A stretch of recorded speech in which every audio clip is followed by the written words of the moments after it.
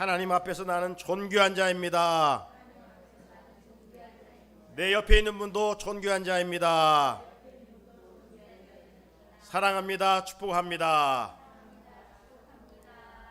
오늘 읽은 말씀을 중심으로 오늘은 다섯째 주일을 맞아서 우리 교역자들이 함께 한 부분 한 부분 말씀을 나누어 전하도록 하겠습니다. 먼저 전민영 전도사님 나오셔서 말씀 전해주실 때 큰 은혜 받으시기 바랍니다.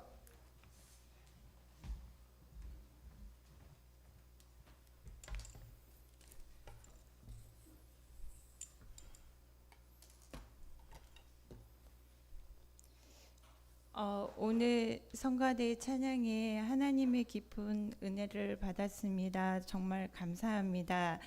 오늘 읽은 본문 데살로니가 전서 5장 16절에서 18절 말씀 중에 제가 오늘 하나님의 말씀을 전할 부분은 항상 기뻐하라 16절 말씀입니다. 성경에 16절에 보면은 항상 기뻐하라고 하면서 이것은 하나님의 뜻이라고 말씀하십니다. 우리가 기뻐할 수 있는 것은 무엇 때문일까요? 그것은 우리가 예수 그리스도로 인하여 제사함을 받고 예수 그리스도를 믿을 때에 우리는 하나님의 자녀가 됩니다. 우리를 자녀 삼아 주시고 우리와 함께 하시겠다는 하나님의 약속이 있기 때문에 구원의 축복을 받은 자라면 이 땅에서 기뻐할 수 있는 근본적인 이유가 있는 것입니다. 그렇지만 우리는 이것으로만 만족하며 기뻐하지 않습니다. 사실 저는 이제 목사님께서 몇 주 전에 본문을 주시면서 이 본문으로 우리가 해야 된다라고 말씀하셨을 때 그 부분을 갖고 묵상을 하고 기도를 하는데 제 삶 속에서는 기뻐할 수 없는 이유만이 자꾸 떠오르고 상황이 부딪히게 되었습니다. 그동안 없던 갈등도 생기고 그동안 없던 사고도 생기고 집에 크고 작은 일들이 생기면서 주님, 이 상황 속에서 정말 기뻐해야 합니까? 라는 질문을 또한 하게 되었습니다. 그럼에도 불구하고 기뻐해야 하는 이유를 찾게 되었습니다. 그것은 바로 우리 안에 계시는 예수님 때문이라는 것이지요. 인간은 만족할 수 없는 것이 현실의 삶 속에서 부딪혀오는 여러 가지 사건들과 그로 인한 감정의 흐름에 따라 기뻐하기도 하고 슬퍼하기도 하면서 괴로워하는 존재입니다. 그만큼 인간은 연약한 존재이며 현실적인 존재입니다. 성경의 빌립보서 4장 4절 말씀에 보면 주 안에서 항상 기뻐하라 다시 말하노니 기뻐하라 주 안에서 기뻐하라고 말씀하고 계십니다. 우리의 힘이 아닌 그리스도 안에서 우리는 기뻐할 수 있습니다. 우리의 중심의 자리에 누가 주인이 되어 있나요? 여러분은 마음속에 나의 왕의 자리에 내가 있나요? 예수님이 계시나요? 나의 중심 그 자리에 내가 아니라 예수 그리스도께서 주인이 되어 앉아 계실 때 주님이 가라는 곳에 갈 수 있고 하라고 하시는 것을 할 수 있게 될 것입니다. 아이를 키워보신 어머니라면 또 아빠라면 우리 아가들이 엄마 품에 있을 때 세상에 가진 것이 별로 없는데 엄마 품에만 있는데 굉장히 평안한 모습을 볼 수 있습니다. 마치 세상을 다 가진 것처럼 편안한 얼굴로 엄마 품에 앉아있는 아가들의 모습을 볼 수 있습니다. 그것이 바로 안식을 누리는 모습입니다. 우리가 하나님 품에 있을 때 이러한 안식을, 참된 안식을 누릴 수 있게 될 것입니다. 제가 오늘 악기를 하나 들고 왔습니다. 이 악기의 이름은 휘슬입니다. 제가 이걸 연주할 거냐고요? 그렇지 않습니다. 저는 이 악기를 전혀 연주할 수 없습니다. 그렇지만 이 악기에 대한 사연을 여러분들에게 함께 나누고자 해서 들고 왔습니다. 이 악기의 이름은 히스리고 큰아이가 플룻을 취미로 배우게 되면서 우리나라에서 유명한 플로리스트 송솔나무 선생님을 간접적으로 알게 되었습니다. 그 선생님이 어머니께서 아이에게 누구나 다 쉽게 연주할 수 있는 악기니까 배워보세요 하면서 저희 삼형제에게 선물로 보내주셨는데요. 그렇지만 쉽게 배울 수 있는 악기는 아니었습니다. 분명 송솔나무 선생님이 볼 때에는 마음에 감동이 있었는데요. 이 악기를 모르는 아이들이 분이 삐소리밖에 나지 않았습니다. 너무 시끄러웠어요, 사실. 그래서 저도 아이들에게 조용히 해라 라는 소리를 할 수밖에 없었습니다. 누가 연주하느냐에 따라 악기의 소리는 달라지는 것입니다. 값비싼 악기도 그냥 두면 아무 쓸데가 없고 악기의 역할을 할 수 없습니다. 히슬 이 악기는 송솔나무 선생님이 가지고 있는 연주하는 악기 중에 가장 저렴한 2만 원 상당의 악기입니다. 지금 소리가 들리시나요? 송솔나무 선생님께서 직접 연주하신 나 같은 죄인 살리신인데요. 2만 원짜리 악기로 똑같이 연주하는 것입니다. 전문가의 손에 있을 때 그 악기는 악기의 역할을 다할 수 있고 아름다운 소리를 낼 수 있는 것입니다. 전문가들이 연주하는 간악기, 현악기, 타악기 그 가격은 우리가 생각하기 힘들 만큼 비싼 악기들이 많이 있습니다. 비싼 악기들은 그만큼의 가치가 있기 때문이라고 생각이 되어집니다. 여러분, 만약에 여러분에게 가격이 매겨진다면, 나에게 가격이 매겨진다면 나는 과연 얼마짜리일까요? 저희 아동바입니다. 네, 아닙니다. 1억도 안 되지 않습니다. 우리는 예수님의 짤입니다. 돈으로는 가치를 매길 수가 없는 거죠. 우리는 예수님의 짤입니다. 왜냐고요? 하나님께서 너무나도 귀하게 사랑하시고 하나밖에 없는 독생자 아들을 십자가에 달려 돌아가시게 하시고 나서 우리의 생명과 바꾸신 거예요. 그렇기 때문에 우리는 예수님의 짤이기 때문에 우리는 당당해야 됩니다. 우리는 어떠한 상황에서 어떠한 조건 속에서도 우리는 기뻐할 수 있는 것입니다. 지금 많은 사람들이 힘들다고 합니다.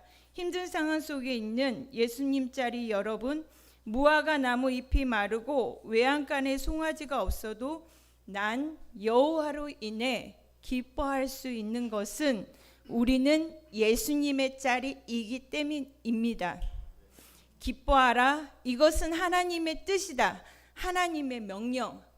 이것은 너 이거 안 지키면 나한테 혼날 거야. 이게 아닙니다. 사랑하는 내 아들아, 내 딸아, 너는 기뻐해도 된단다. 기뻐해. 기뻐해도 돼. 왜? 나는 예수님의 짤이기 때문입니다. 그렇게 하나님은 우리에게 말씀하시는 것입니다. 하나님의 손을 내가 이렇게 잡으면 놓칠 수밖에 없어요.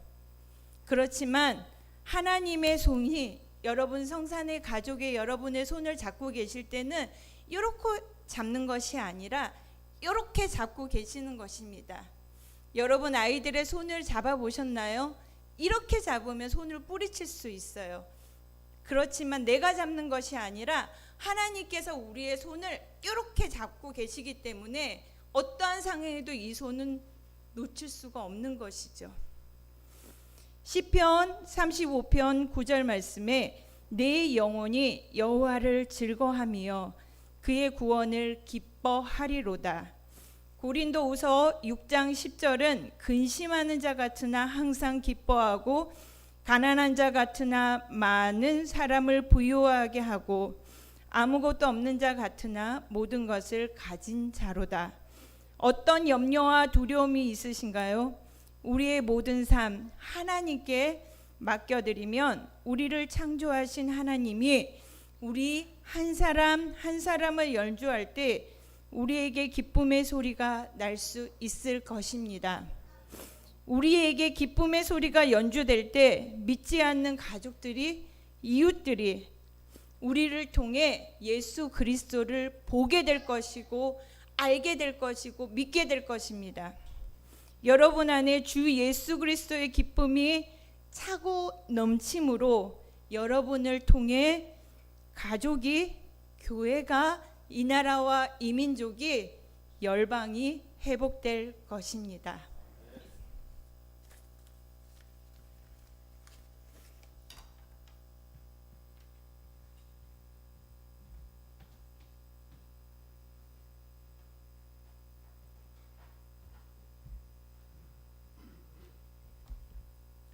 할렐루야. 우리는 그리스도인들입니다. 그리스도 안에 있는 사람들입니다. 그리스도 안에 있지만 완전하지는 않습니다. 그리스도 안에 있지만 상처가 있고 허물이 있고 실수가 있습니다. 그렇다고 이제 이게 보기 싫다고 상처나 허물과 실수를 내 삶 속에서 제거하고 살 수는 없습니다. 이것들을 같이 끌어안고 같이 살아가게 되죠. 그렇다고 우리는 죄의 종으로는 또 살지 않습니다. 사람들은 자기에 대한 평가를 스스로 내리지 못하고 늘 타인의 말과 행동에 의해 영향을 받게 됩니다. 다른 사람들이 나를 좋은 사람이라고 하면 난 좋은 사람이라고 생각하고, 나쁜 사람이라고 말하면 그냥 나도 모르게 깊은 절망감에 빠지기도 하고, 내가 한 일이 다른 사람에게 칭찬을 받으면 그 칭찬이 곧 자기 자신이 되고, 반대로 그로 인해 비난과 비판을 받게 되면 굉장히 분개하며 좌절하게 되죠. 사람들이 이렇게 외적인 요인에 의해서 자신을 규정하고 영향을 받게 되는 것은 다른 사람과 자신의 실수로부터 침해받지 않을 수 있는 자기만의 내적인 자유 공간을 발견하지 못했기 때문입니다. 자기의 실존 자체가 자율이 아니고 타율, 바깥에서 규정되고 영향을 늘 받기 때문에 피곤하고 마음은 평강을 갖지 못합니다. 또 우리 같은 경건하게 살고자 노력하는 신자들의 경우, 자기가 정해놓은 신앙의 규범을 잘 지켜나갈 때 스스로 안정과 믿음을 가진 것처럼 느끼게 됩니다. 그래, 이 정도면 신앙의 규범을 잘 지키니까 뭐 어떤 시험이나 유혹도 이길 수 있을 것 같은 자신감도 생기게 되죠. 그러다가 그가 생각하는 대로 살지 못하고 실수나 잘못을 하였을 때는 자기도 모르게 그 기반이 완전히 무너져 내리기도 합니다. 그의 상처, 실수, 죄가 곧 자기 자신이 된다는 겁니다. 나는 나의 상처이고, 나는 악마고, 나는 추한 인간이고, 난 나쁜 사람이라고 스스로를 그렇게 단정해버리고 단죄할 때가 굉장히 많습니다. 이럴 때 우리는 여러분 희망적인 복음을 듣게 됩니다. 우리에게는 다른 사람의 칭찬과 인정과 비방과 자신의 실수나 죄, 상처, 업적에 의해 규정되지 않을 뿐만 아니라 그러한 것들에 의해 영향을 받지 않고 살아갈 수 있는 자유로운 공간을 발견하도록 하는 희망의 복음이 있습니다. 우리 모두는 솔직하게 인정할 수 있습니다. 사람이면 누구나가 다 그 자신의 부정적인 생애 역사가 있고, 다른 사람에게는 드러낼 수 없는 상처가 있고, 알려지면 체면이 손상되는 실수들이 있고, 다른 사람을 실망시키는 끊지 못하는 부끄러운 습관들을 다 가지고 있습니다. 그럼에도 지금 이 순간 나는 내 자신을 용납하고 사랑할 수 있는 분명한 이유가 있는 거죠. 그 근거는 나에게도 있는 것도 아니고 다른 사람의 평가에도 있는 것도 아니고 하나님께 있습니다. 하나님께서 내가 아직 죄인으로 있을 때 나를 의롭다고 하시고, 나를 하나님과 화해하게 하셨고, 나를 저주의 자리에서 나오게 하시고, 하나님의 영광의 자리에 이르게 될 소망의 사람이 되게 해 주셨습니다. 그래서 현재 나는 전적으로 하나님에 의해서만 규정되는 걸로 믿고 알고 행하고 있습니다. 하나님은 나를 멸망의 자녀로 규정하지 않으시고 내 삶의 최종 목적지를 하나님의 보좌로, 내 삶의 최종 목적지가 하나님의 보좌에 초대된 사람에 합당하게 되게끔 그렇게 바꿔놓으셨습니다. 현재 저는 하나님에 의해 용서받고 받아들여지고 화해되고 치유되어 가고 있으며 상실된 것들을 앞으로도 계속 하나님을 신뢰하면서 보상받아가며 갈 것을 믿어가고 있습니다. 여러분도 똑같습니다. 저의 미래는 지옥이 아니고 하나님의 영광의 보좌입니다. 이러한 희망의 새 삶은 그리스도 주 예수를 통한 하나님께서 값없이 우리에게 주신 은혜의 선물입니다. 그래서 우리는 우리 주 그리스도 예수 안에서 여러분 그 어떤 외적인 것들로부터 침해받지 않을 수 있는 자유로운 공간을 발견하게 되는데, 여러분 이런 자유로운 내적인 은밀한 깊은 공간이 어디인 줄 아십니까? 바로 우리의 내면의 깊은 심령입니다. 우리가 주님의 십자가와 부활을 아멘 주님 믿으면서 믿을 때 하나님의 생명의 성령이 우리 안에 들어와서 죽었던 내 영을 다시 살려놓으신 거 아니에요? 그래서 우리가 거듭났잖아요. 영이 거듭나 있습니다. 이 거듭난 영 안에, 이 영 안이야말로 우리가 굉장히 자유로운 내적인 은밀한 공간입니다. 이 영 안이야말로 그 어떤 외부의 평가나 판단이나 비난과 칭찬 같은 것들이 침해할 수 없는 유일한 공간입니다.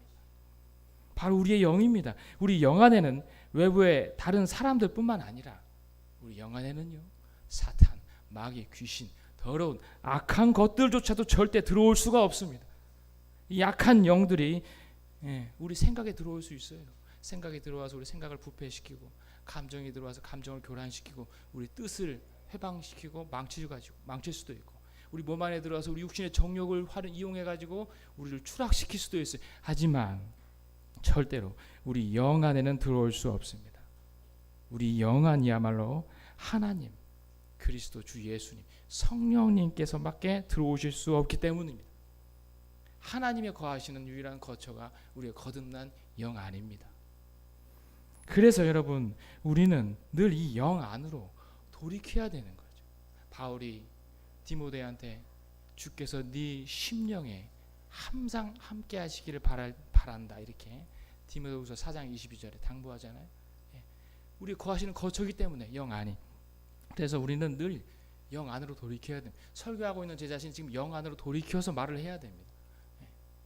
이 영 안으로 돌이키는 가장 좋고 유용하고 쉬운 길이 바로 기도라는 것이죠. 기도.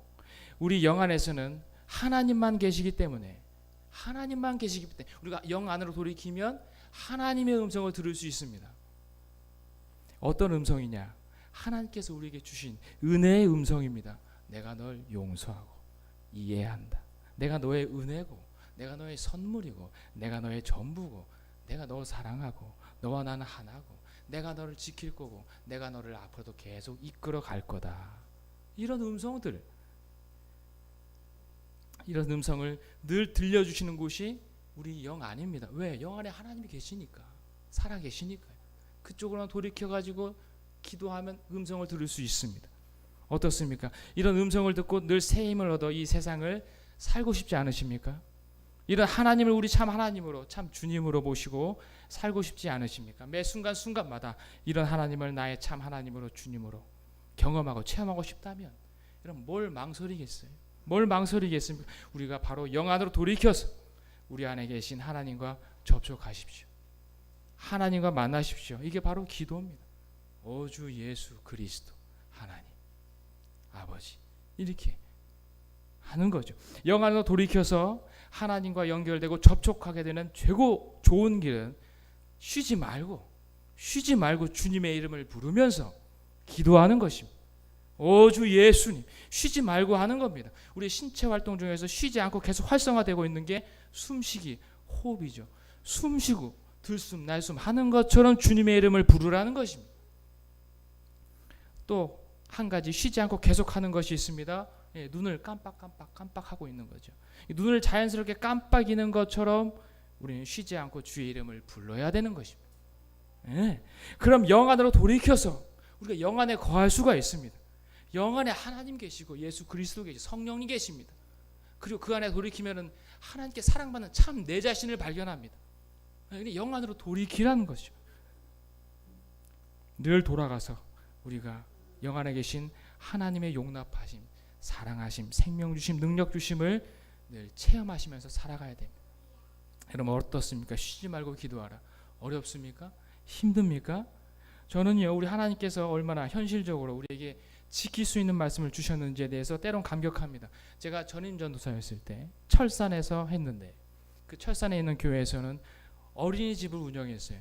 어린이집을 운영했기 때문에 교회가 관리하고 운영했던 모래 놀이터가 있었어요. 얼마나 환상적으로 주변 환경이 아름다웠던지, 놀이터 주변에는 아름드리 나무들이 질비하게 늘 둘러서 있었습니다. 그래서 봄, 여름이면 화려한 나뭇잎들이, 제 손바닥 한 2배 될 만한 나뭇잎들이 쭉 늘어져 있어가지고 자연스러운 자연 그늘을 형성하니까 그 안에 선생님들과 아이들이 모여가지고 야외 수업도 하고, 때론 제가 가서 예수 이름 부르라고 전하고 기도도 하고, 좋았습니다. 그런데 여러분, 이렇게 외적인 아름다운 환경을 구성하려면 그 이면에 보이지 않는, 적지 않은 관리의 손길들이 있음을 우리가 놓쳐서는 안 되겠죠. 놀이터 모래가 오래도록 양질의 수준으로 유지되려면 나뭇잎이 떨어져 가지고 이 방치된 채 썩어버려 가지고 그렇게 되면 안 된대요. 모래가 상한다는 거예요. 그래서 그 모래가 봄, 여름에는 화려한 잎사귀들이 시원한 그늘 형성하지만, 여러분 가을 돼 보세요. 어떻게 됩니까? 가을만 되면 나뭇잎들이 이제 불타오르기 시작하면서 불을 내기 시작하는데, 이 빨갛게 변하면서 생명이 닿으면은 이 어마어마한 낙엽들이 놀이터로 싹 놀이터 다 떨어지는 겁니다. 그럼 그 나뭇잎을 누가 쓰는가? 누가 쓰는가? 제가 제 내면의 더러운 죄들과 자아의 흠과 티를 쓸고 닦는 심정으로 그 나뭇잎들을 쓸어냅니다. 아침에 9시에 출근해서 모래 놀이터부터 한 번 쓸고 하루 일과를 시작합니다. 한 번 쓸고. 근데 여러분, 한 번 쓴다고 다음 날까지 그 나무들이 제 상황을 고려해 주지 않아요. 한 번 쓸고 10분만 지나면 다시 돌아보면은 그동안 쓸었던 모든 나뭇잎들이 또 싹 쓰러져 있어요. 바람 한 번 불어버리면 허리케인, 완전 재난, 난쟁터가 엉망진창으로 또 헛수고가 돼. 그동안 쓸었던 헛수고가 돼. 이럴 때 하나님께서 저한테, 현배가 너는 쉬지 말고 모래털을 쓸어라. 쉬지 말고 너는 봉사하라. 쉬지 말고 모래를 깨끗하게 하라. 이런 말씀을 만약에 말씀 속에서 주셨다면 저는 어떻게 될까요? 아침에 나가서 9시, 7시에 나가서 저녁 7시에 일 들어오는 제 큰아들 경찬이한테 넌 쉬지 말고 책을 보고 공부하라. 이 말씀을 들으면 경찬이 머리가 터져날 거예요. 직장인들한테 쉬지 말고 일을 해라. 쉬지 말고 노동해라. 이 말 들으면 직장인들 기진맥진 노가웃 당할 거예요. 여러분, 쉬지 말고 기도하라고 가장 쉽습니다. 아멘? 쉬지 말고 주 예수 이름을 부르면서 늘 기도할 수 있잖아요. 언제 어디든. 그래서 하나님께서 우리에게 하실 수 있는 말씀 주신 거예요. 쉬지 말고 호흡하듯 눈 깜빡이듯 기도하라. 쉽게 할 수 있는, 하나님과 접촉할 수 있는 가장 좋은 길은 쉬지 말고 기도하는 겁니다. 입을 왜 열어놓으셨어요? 먹으라고? 계속 먹기만 하면 뭐가 좋아요? 왜 입을 열어놓았어? 주님의 이름을 부르라고 이름을 열어놓은 겁니다. 먹기도 하고 주님의 이름을 부르라고, 하나님 말씀 먹고 주님의 이름을 부르라고 입을 열어놓으셨습니다. 여러분, 쉬지 말고 주님의 이름을 부르고 기도함으로 영 안으로 돌이키시길 바랍니다. 영 안으로 돌이키시면 어마어마한 무궁무진한 하나님의 음성과 말씀과 격려하심을 맛보게 될 겁니다. 그게 안 되니까 늘 생각 안에 머물고 내 육체 안에 머무니까 쓸데없는 생각에 오염되죠. 근데 우리가 주여 영 안으로 돌이키면 순수하신 하나님의 놀라우신 그 말씀들과 음성들을 듣게 될 것입니다. 쉬지 말고 기도하시고, 이것은 하나님의 뜻입니다.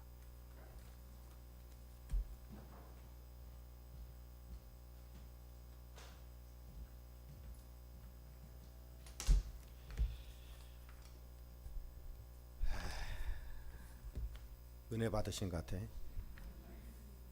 올 때보다도 얼굴이 환해졌어. 기뻐하라. 하나님의 뜻입니다. 근데 벌써부터 기도하는 사람이 있네. 이렇게 5째 주일날 우리 가족들이 이렇게 함께 모여서 예배를 드리고 있습니다. 우리가 흔히 가정 같은 교회, 교회 같은 가정. 무슨 말이에요? 그러니까 가정에서는 단순히 먹고 잠자는 기능이 아니라 예배당의 기능이 가정에 있어야 된다. 가정에서 교회 냄새가 나야 된다는 거예요. 반면에 우리 교회는 가정 같아야 된다. 가정하면 여러분 여러 가지 생각할 수가 있지만 옛날에는 이 가정에는 할아버지, 할머니, 아빠, 엄마, 자녀들 이 3세대가 어울려져서 함께 지냈지요. 그런데 이 핵가족 시대가 되면서부터 이제 가정에 그런 모습이 없어요. 그런데 교회 공동체 안에 이렇게 다섯째 주일을 맞아서 우리 할아버지, 할머니, 엄마, 아빠, 우리 자녀들과 함께 모여서 예배 드릴 수 있다는 것은 참 훈훈함이요 따뜻함이 아닐 수가 없습니다.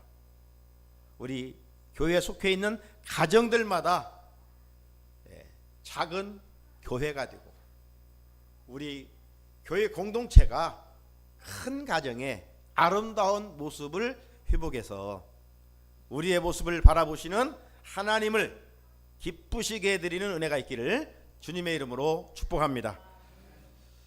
오늘 우리는 지금 하나님의 뜻이 무엇인가? 하나님의 뜻. 여러분, 일반 종교와 우리 기독교에 다른 점이 많아요. 그 중에 여기 보는 것처럼 일반 종교는요 신의 뜻을 헤아리지 않습니다. 손이 닳도록 빌어서 내 목적만 이루면 돼요. 내가 원하는 것만 성취하면 돼요. 그래서 신께 대한 감사도 없고 또 이 일반 종교는 주어가 내 자신이에요. 내가 하지만 우리 기독교는 전적으로 달라요. 기독교는 내가 주어가 아닙니다. 내 자신이 주어가 아니에요. 하나님이 주어예요. 우리 주님이 주어예요. 그렇기 때문에 내 뜻을 이루기 위해서 신앙생활하는 것이 아니에요.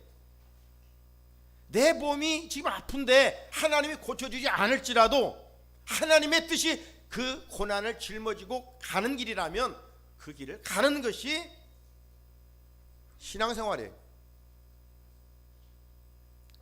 어떻게 해서든지 하나님의 뜻 이루기를 위해서 내 뜻을 꺾는 것이 기독교예요. 그렇게 아름답게 산 한 사람을 소개하자면 예수 그리스도시에요. 예수님께서 십자가를 앞두고 겟세마네 동산에 올라가셨지요. 그곳에서 간절히 기도하셨는데 그 기도하신 내용이 지금 보시는 것처럼 누가복음 22장 42절인데 아버지여 만일 아버지의 뜻이거든 이 잔을 내게서 옮겨주십시오. 이 잔이 뭐예요? 고난의 십자가입니다.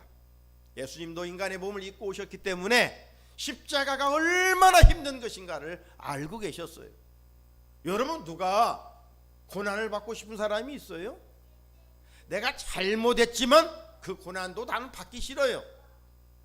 그렇죠? 그런데 누가 스스로 고난을 받고 싶은 사람은 어디가 있겠어요? 예수님도 마찬가지예요. 그런데 기독교는 여기서 끝나는 것이 아니라 이건 내 뜻이잖아요. 기독교는 하나님의 뜻을 이루는 거예요. 그래서 예수님의 기도의 중요성은 그러나 이 뒤에 부분이에요. 내 원대로 하지 마시고 아버지의 원대로 되기를 원합니다. 하나님의 뜻대로 되기를 원합니다. 이게 기독교예요. 사랑하는 성도 여러분, 우리는 매사 어떤 일을 하기 전에 내가 좋아서 하는 것인가 하나님이 원해서 하시는 것인가 여기에 대한 질문과 답을 가지고 살아가야 돼요. 세상 사람들은 뭐라 해요? 내 맘대로 한다는데 네가 무슨 상관이야? 여러분 우리 기독교는 그게 아니에요. 내 마음대로 사는 게 아니에요. 하나님이 원하는 대로 살아가는 거예요. 하나님이 허락하셔야만 하는 거예요. 사도 바울은 로마에 가기를 원했어요. 지금 대통령이 로마에 갔죠? G20 회담을 위해서. 로마에 가면 참 유적지들이 참 많아요. 그래 사도 바울이 관광하러 가기를 원한 것이 아니라 그곳에 있는 불신자들에게 예수를 전하기 위하여 가기를 소원했어요. 그런데 그것도 다 하나님의 뜻에 허락 속에 가기를 바울은 원했어요. 그 말씀이 로마서 1장 10절인데요. 어떻게 하든지 이제 하나님의 뜻 안에서 너에게로 나아갈 좋은 길 얻기를 구하노라. 하나님의 일일지라도 이 내 욕심이 앞서지는 않는가, 내 생각이 앞서지는 않는가. 오늘 우리가 살아가면서 이런 말씀의 기준을 가져야 돼요. 내가 좋아서 하는 것인지, 교회 봉사도 내가 좋아서 하는 것이 있어요. 물론 그게 틀렸다는 거 아니에요. 하지만 이게 하나님이 기뻐하시는가, 이게 중요한 거예요. 자, 그렇다면 하나님의 뜻이 무엇인지 우리가 깨달아야 되겠죠. 마음에 새겨야 되겠죠. 성경을 읽다 보면 하나님의 뜻이 많아요. 이 말씀을 준비하면서 어느 특별 새벽기도 때 하나님의 뜻 이 주제를 가지고 한번 말씀을 나누고 싶은 생각도 들었어요. 자, 그런데 오늘 제가 맡은 부분을 말씀을 드리기 전에 하나님의 뜻 중요한 두 가지를 제가 말씀을 먼저 드리고자 해요. 그 첫 번째 하나님의 뜻은 뭐냐? 예수 믿고 영생 얻는 거예요. 따라서 예수 믿고 영생 얻는 것.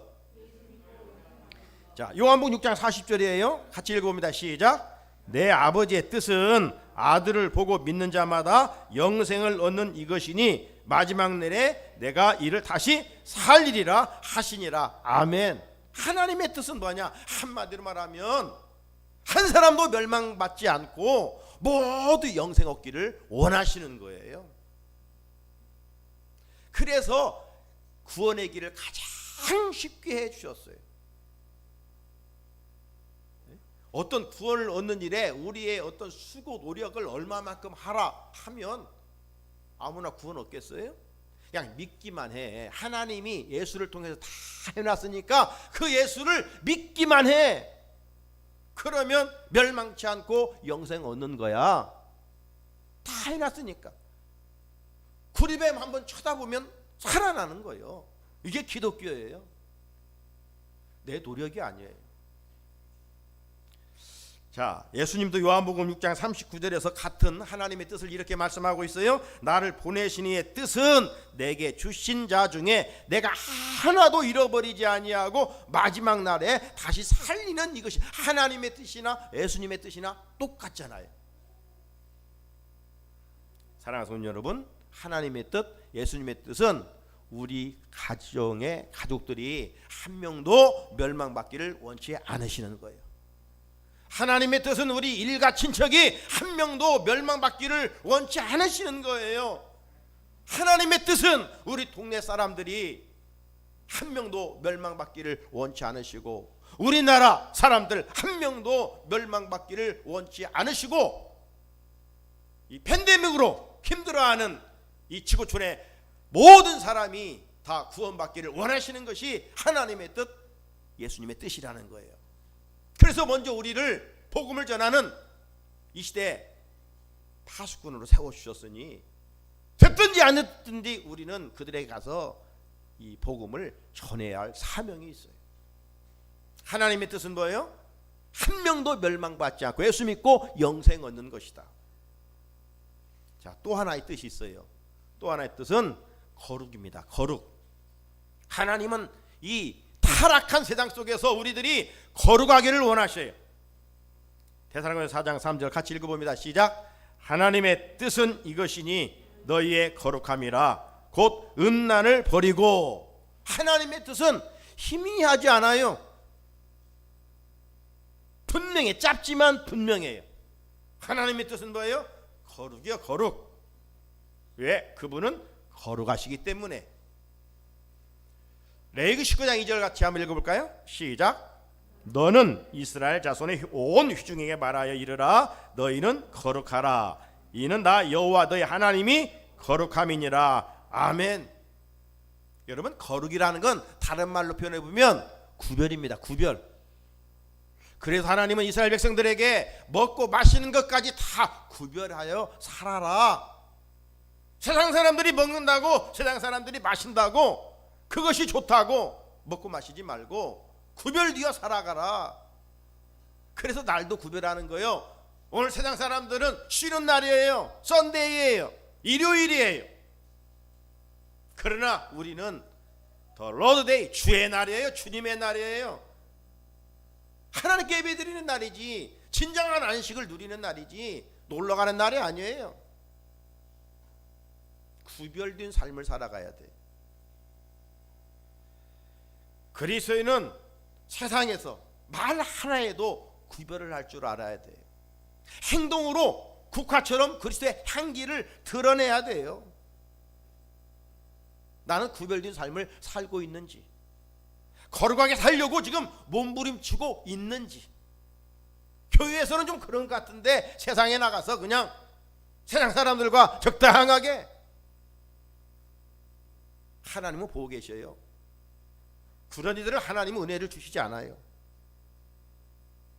깨닫고 돌아오면 은혜를 주셔요. 적당히 예수 믿을 생각하지 말고 말씀대로. 그런데 여러분, 우리가 이 타락한 세상 속에서 거룩하게 산다는 게 쉬워요? 쉽지 않아요. 내 능력을 할 수가 없어요. 어떻게 항상 기뻐해요? 어떻게 쉬지 않고 기도해요? 할 수 없어요. 그러나 할 수 없는 것을 하나님이 우리에게 명령하셨을까요? 아니죠. 할 수 있는 길이 있으니까. 그 길은 다른 게 아니라 우리 온몸과 지체에 성령의 기름 부으심의 은혜를 입어야 돼요. 구약에 성막을 지었죠. 그 성막의 모든 것에 다 기름을 발랐어요. 출애굽기 40장 9절, 또 관유를 가져다가 성막과 그 안에 있는 모든 것에 발라 그것과 그 모든 기구를 거룩하게 하라. 그것이 거룩하리라. 그냥 사용하는 게 아니에요. 관유를 다 발랐어요. 강대상도 바르고 소왕대상도 바르고 찬양대 자석도 바르고 휘중석도 바르고 모든 기구에 떡상도 바르고 촛대도 바르고 다 관유를 부어서 하나님이 사용하더라는 거예요. 바르는 것이 거룩해. 바르는 것이. 사랑하는 성도님 여러분, 하나님은 어떤 사람을 사용합니까? 깨끗한 사람을 사용해요. 가정에서 엄마 아빠가 그릇을 사용한다 할 때 더러운 거 사용합니까? 깨끗한 것을 사용하죠. 하나님도 깨끗한 사람을 사용하십니다. 그런데 깨끗한 그릇도 사용하다 보면 더러워져요. 오늘 우리가 주일날 회개하고 깨끗해졌는데 월요일날 삶의 자리에 학교 친구들과 같이 지나다 보면 그냥 미워하기도 하고 욕도 하고 더러워져요. 금방 또 더러워져요. 그래서 우리는 늘 깨끗해지기를 힘써야 돼요. 더러워진 상태에서는 주인으로부터 쓰임받을 수 없기 때문입니다. 그렇게 우리 성도들은 이 성령으로 온몸에 늘 기름 부음을 받아야 돼요. 내 입술에도 내 눈에도. 어제 오은영 박사의 그 특별 MBC에서 자녀들을 위한 교육을 한 성교육에 대해서 했어요. 네. 그런데 요즘 초등학교 뭐 이런 애들이 흔히 말하는 야동을 얼마나 봤냐? 98%가 봤는데 98%. 그러니 오늘날 우리 사회가 이 성범죄가 일어나지 아니할 수가 없는 거예요.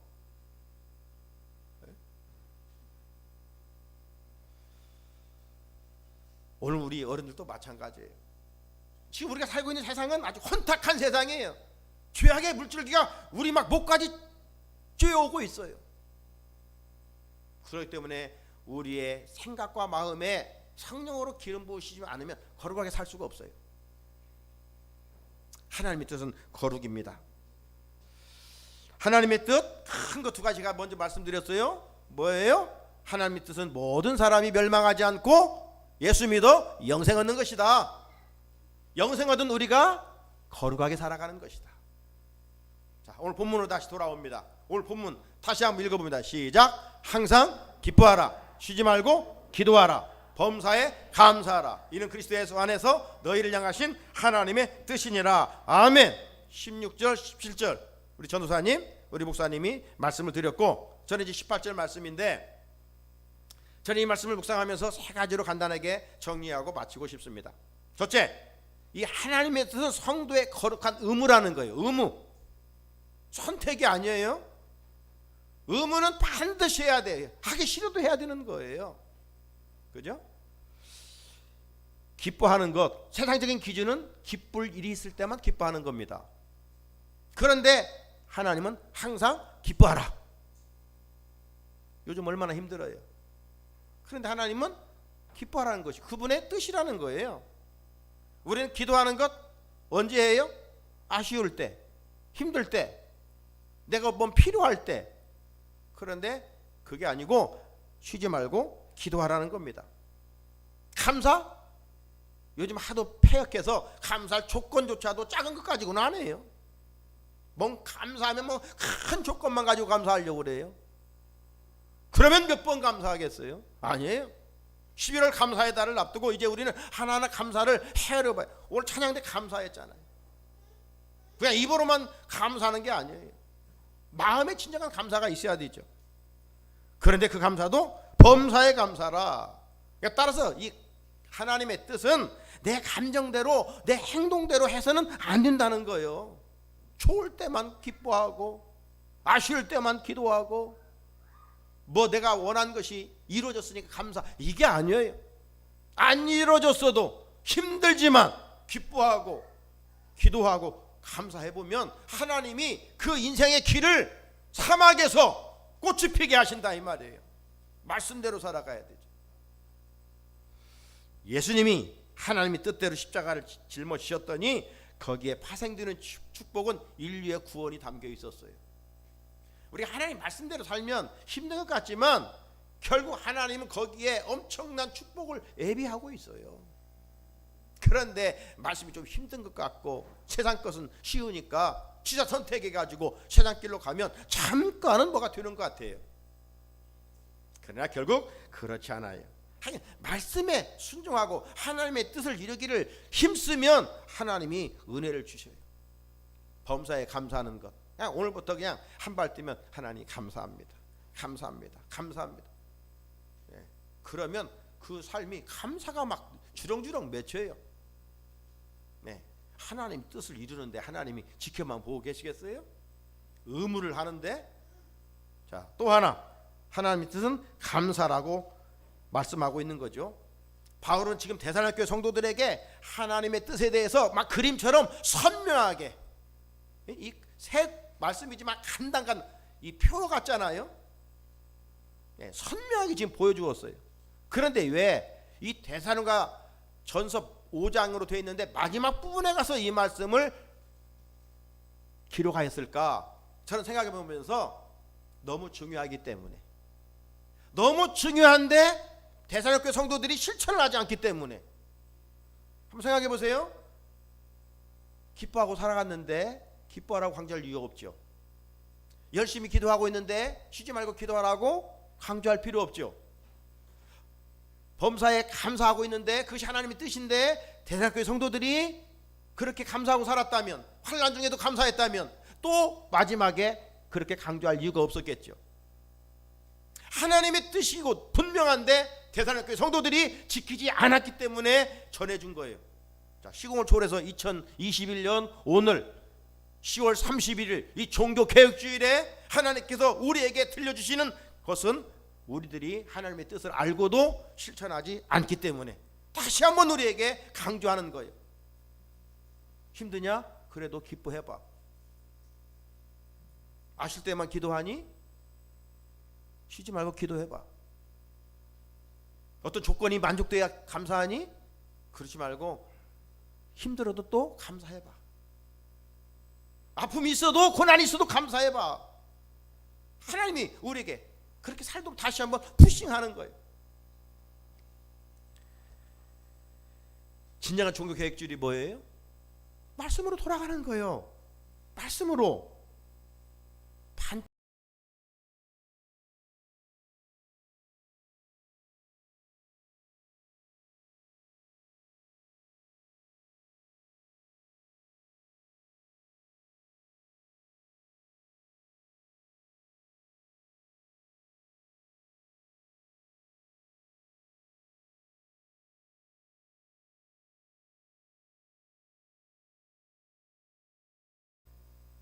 그래 성령의 이 마지막 때 성령 충만의 시대예요. 우리가 사모할 것은 다른 게 아니에요. 돈이 아니에요. 물질이 아니에요. 권력이 아니에요. 성령 충만이에요. 성령 충만하지 않은 상태에서 물질이 많으면 그 물질은 악의 도구가 되고, 성령 충만하지 않은데 권력을 잡으면 사람의 피를 흘리게 되는 거예요. 성령 충만해. 사도 바울이 성령 충만하니까 감옥에 들어갈지라도 그곳에서 기뻐하고 쉬지 않고 기도하고 그곳에서도 감사하잖아요. 그게 비결이에요. 내 힘으로 할 수 없어요. 오늘 짧은 석절의 말씀 내 힘으로 할 수 없어요. 할 수 있는 비결은 바로 성령 충만이에요. 성령께서 내 마음 생각을 다스려 주시면 할 수 있어요. 자, 결론적으로 며칠 전 이 말씀을 가지고 우리가 준비하고 있는데 페이스북 친구 목사님이 올린 글 하나 소개하면서 마치고 싶습니다. 하나님은 참 웃기신다. 웃을 일이 없는데 기뻐하라고 하신다. 사느라 바쁜데 쉬지 말고 기도하라고 하신다. 힘들어 죽겠는데 범사에 감사하라고 하신다. 하나님은 하루도 나를 가만히 두지 않으신다. 왜 그러시는지 모르겠다. 요즘 욥기 보는데 까닭없이 욥이 고난을 당하잖아요. 하나님이 왜 그러신지 우리는 잘 몰라요. 그죠? 기뻐할 일도 없고 그냥 편히 쉬고 싶고 감사할 일도 없는데 하라는 거예요. 그러므로 우리는 내 뜻을 꺾고 하나님의 뜻을 이루며 살아야 합니다. 이것이 이 마지막 때 진정한 종교 개혁이 아니겠습니까? 기도하시겠습니다. 걸어가신 하나님, 주의 종들을 세우시고 오늘도 의미 있는 주일에